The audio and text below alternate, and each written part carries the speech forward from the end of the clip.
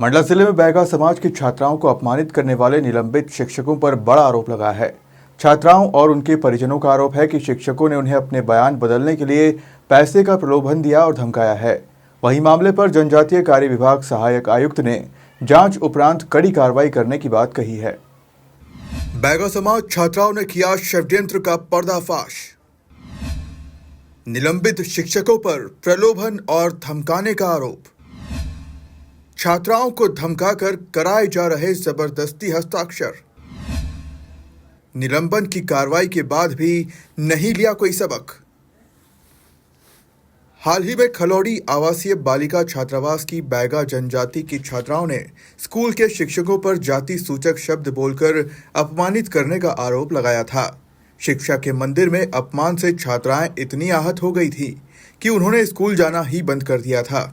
घटना की जानकारी मिलने पर बिछिया एसडीएम सोनाली देव छात्रावास पहुंची और छात्राओं को समझाइश देकर स्कूल लेकर पहुंची, जहां उन्होंने शिक्षकों को जमकर फटकार लगाई थी।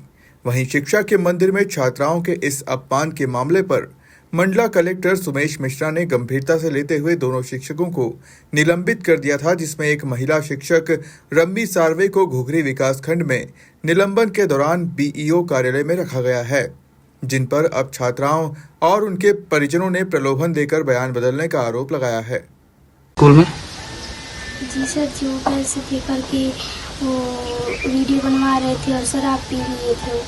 हमारे यहाँ सरपंच है, वो हमारे यहाँ सरपंच वो शराब पी लिए थे और फिर हमारे घर लेके आए थे। और वो सर जी सार्वे मैडम जी के हस्बैंड थे, वो सर जी ज़बरदस्त हमको साइन करवाए थे और वीडियो भी बनवा रहे थे।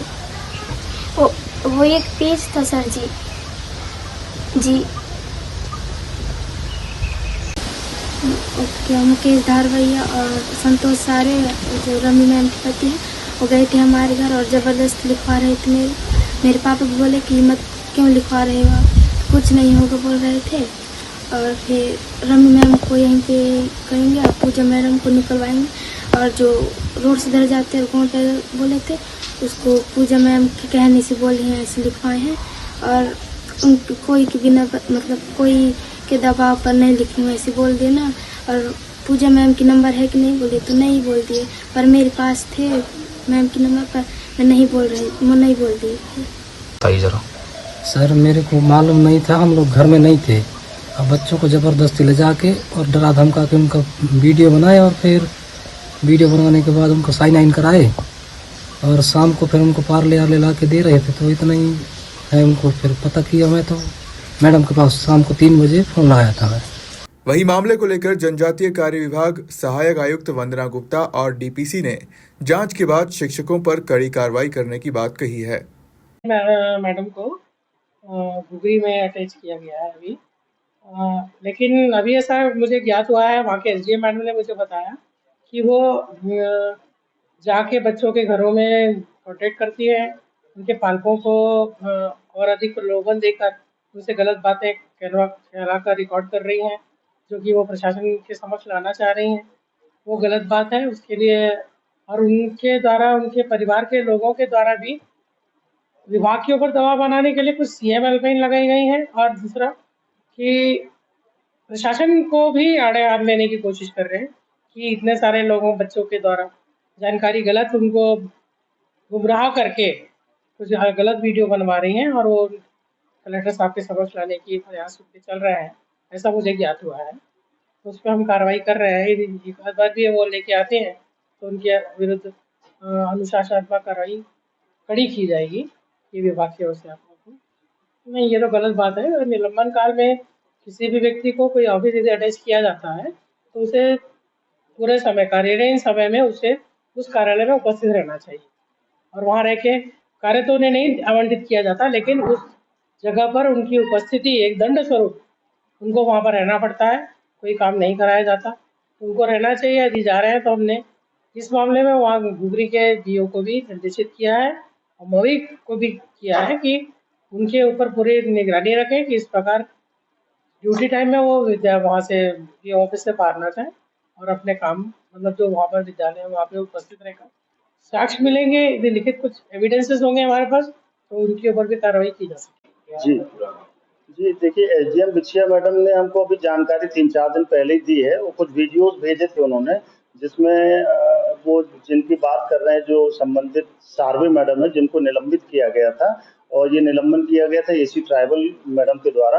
तो निलंबन अवधि में उनका मुख्यालय विकासखंड शिक्षा अधिकारी घुघरी में किया गया था उनको पदस्थ और निश्चित रूप से अगर निलंबन की अवधि के दौरान अगर वो छात्रावास की छात्राओं के लिए या जो स्कूल बगल में है उनके छात्रों के घर जाके इस प्रकार की जो घटनाक्रम अनैतिक कर रही हैं, तो इस मामले में जैसे ही मुझे आवेदन प्राप्त होगा, अभी चूँकि मुझे मैडम ने बताया था कि ये वीडियोज़ आए हैं, तो हम निश्चित रूप से एसी ट्राइबल मैडम को पत्र लिख के जो भी नियमानुसार कार्रवाई कराना सुनिश्चित कराएँगे। नहीं, ये बात बिल्कुल सही बोल रहे हैं कि चूँकि एक लोक सेवक हैं अभी जब तक उनके ऊपर आरोप सिद्ध नहीं हो जाता, विभागीय जाँच संस्थित हो गई है ना? उसके बाद अगर इस प्रकार की वो अनैतिक गतिविधियां करेंगी, छात्र छात्राओं को अगर घर जाके प्रलोभन देके या जबरदस्ती डरा धमका के अगर कोई इस प्रकार के अनैतिक कार्य करेगा, तो नियमानुसार जो कार्रवाई होगी उन पर फिर से प्रस्तावित की जाएगी।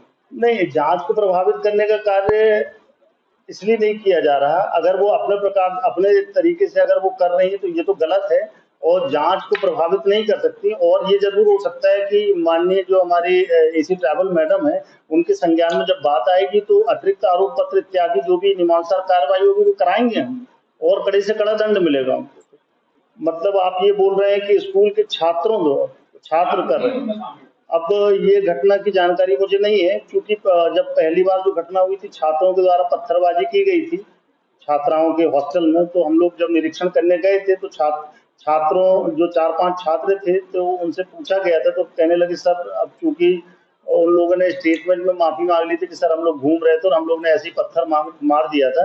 निश्चित रूप से उस घटना की पुनरावृत्ति ना हो इस हिसाब से हम लोगों ने वहाँ के पूरे स्टाफ को भी बोल दिया था कि ये जो छात्र हैं अगर दोबारा उनके अभिभावकों को भी बोल दिया था कि आप ये ऐसी घटना अगर दोबारा छात्र करेंगे तो हम कड़े से कड़ा दंड देंगे। और देखिए ऐसा है कि पुलिस विभाग को अवगत कराना, एफआईआर कराना, इस पक्ष में जो आप जो बात कर रहे हैं, हम अपने जो वरिष्ठ अधिकारी महोदय हैं उनसे हम इस मामले की थोड़ी सी जानकारी देते हुए उनसे जो भी मार्गदर्शन प्राप्त करते हुए अग्रिम कार्रवाई कराना सुनिश्चित करेंगे। बहरहाल छात्राओं को अपमानित करने वाले शिक्षक निलंबन की कार्रवाई के बाद सबक लेने के बजाय अपनी गलती पर पर्दा डालने के लिए छात्राओं और उनके परिजनों पर दबाव बना रहे हैं। ऐसे में देखना होगा कि प्रशासन क्या एक्शन लेता है। खबर मध्य प्रदेश छत्तीसगढ़ के लिए मंडला से सलीम खान की रिपोर्ट।